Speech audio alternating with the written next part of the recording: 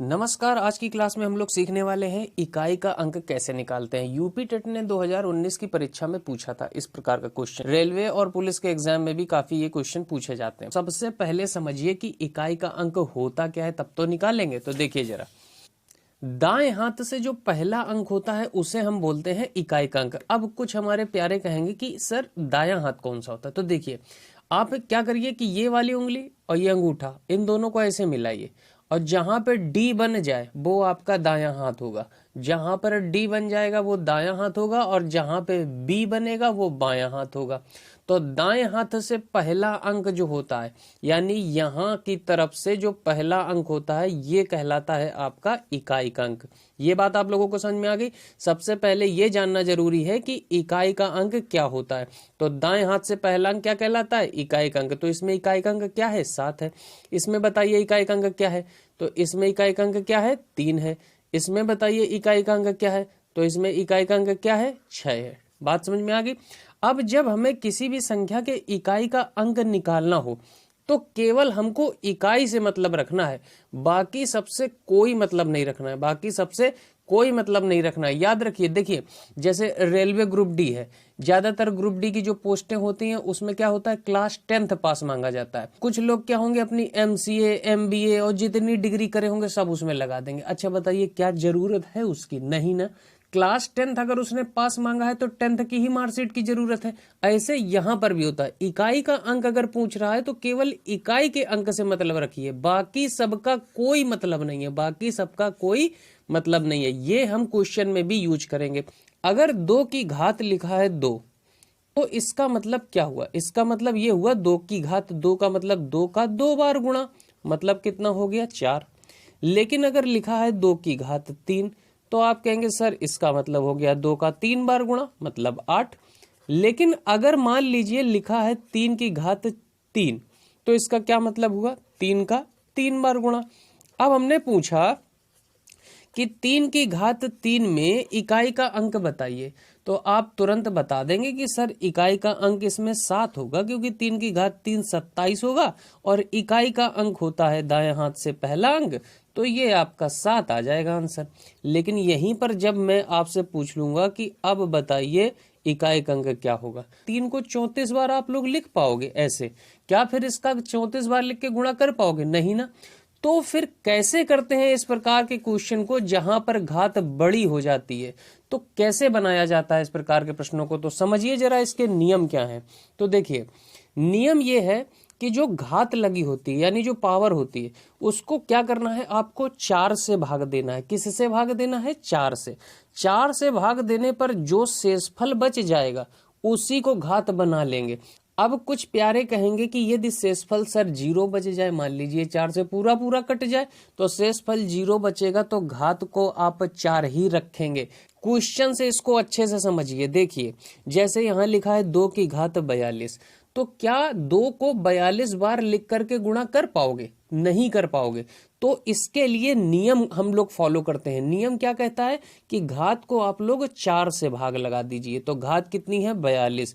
तो देखिए 42 को हम लोग किससे भाग लगा दें? 4 से भाग लगा दें। 40, शेष कितना बचा? 2। तो कह रहा है, देखिए यहाँ पर जो शेष बचता है उसी को घात बना लेते हैं। तो शेष क्या बचा है? 2। तो इसको अब घात बनाएंगे। अब 42 घात नहीं रहेगा, अब ये होगा 2 की घात जो शेष है वो 2। इसको तो आप लोग हल कर लोगे ना, 2 का 2 बार गुणा। 2 का कितनी बार गुणा? 2 बार गुणा। तो ये जो आया आपका, ये आंसर आ गया। इकाई का अंक पूछा गया है, इकाई का अंक आ जाएगा 4। यहाँ पर देखिए, यहाँ पर कह रहा है इकाई का अंक बताइए। तो अभी हमने क्या पढ़ा था? अभी हमने पढ़ा था अगर इकाई का अंक निकालना है तो केवल इकाई से मतलब रखेंगे, हमको इस वाले से कोई मतलब नहीं है। ये इधर का जितना लिखा हो उसको काट दीजिए, वो सब बेकार होता है। यानी ये क्वेश्चन कुछ ऐसा लिखा हुआ है 4 की घात 43, इसमें इकाई का अंक पूछा गया है।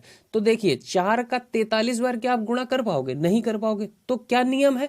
नियम कहता है कि जो भी घात है उसको आप किससे भाग लगा देंगे? 4 से भाग लगा देंगे। तो जब आप 4 से भाग लगाएंगे तो शेष कितना बचा यहाँ पर? 3। शेष कितना बचा यहाँ पर? 3। तो शेष यहाँ बचा है 3। तो इसलिए अब हम 4 की घात क्या कर देंगे? 3 कर देंगे। अब 4 का 3 बार गुणा, 4 का 3 बार गुणा का मतलब क्या हुआ? 4 चौको 16, 16 चौको 64, 64 मतलब इकाई का अंक कितना आ गया, 4 आ गया। ये हमारा आंसर हो गया। चलिए इस क्वेश्चन में बताइए इकाई का अंक क्या होगा। तो देखिए जरा यहाँ पर हमें केवल इकाई का अंक निकालना है, तो केवल इकाई से मतलब रखिए, इधर के ये सारे नंबरों को काट दीजिए।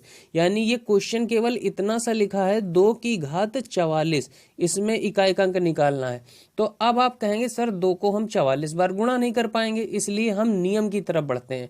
नियम क्या कहता है कि जो भी घात है उसको 4 से भाग लगा दीजिए। तो 4 से जब हम देखिए भाग लगाएंगे तो कितना बार जाएगा, तो आप कहेंगे सर ये तो पूरा पूरा कट जाएगा, 11 चौको 44 कट गया, कुछ नहीं बचा, शेष 0 बचा। तो हमने क्या लिखाया है, अगर शेष फल 0 बचे तो घात में क्या कर देते हैं, 4 रख देते हैं। यानी ये 2 तो लिखेंगे ऐसे और घात में क्या लिख देंगे, अब ये 44 नहीं रहा, अब क्या हो जाएगा, 4 हो जाएगा। याद रखिएगा 0 नहीं लिखते हैं, 0 मिलेगा तो क्या करेंगे, 4 रखेंगे। ठीक है। अब 2 की घात 4 का मतलब क्या हुआ, देखिए 2 का 4 बार गुणा, 2 का कितनी बार गुणा, 4 बार गुणा। अब कर लीजिए 2 का 4 बार गुणा, तो 2 दूना 4, 4 दूना 8, 8 दूना 16, 16 मतलब इकाई का अंक कितना आ गया, 6 आ गया। तो आंसर में हमारा इकाई का अंक कितना आया, 6। ये बात समझ में आ गई। अब देखिए ये क्वेश्चन 2019 के यूपी टेट के एग्जाम में आया हुआ क्वेश्चन है। यहाँ पर कह रहा है इसमें इकाई का अंक ज्ञात कीजिए। तो देखिए इकाई का अंक निकालना है तो हमें केवल इकाई से मतलब है, यानी इन सब नंबरों से हमको कोई मतलब नहीं है।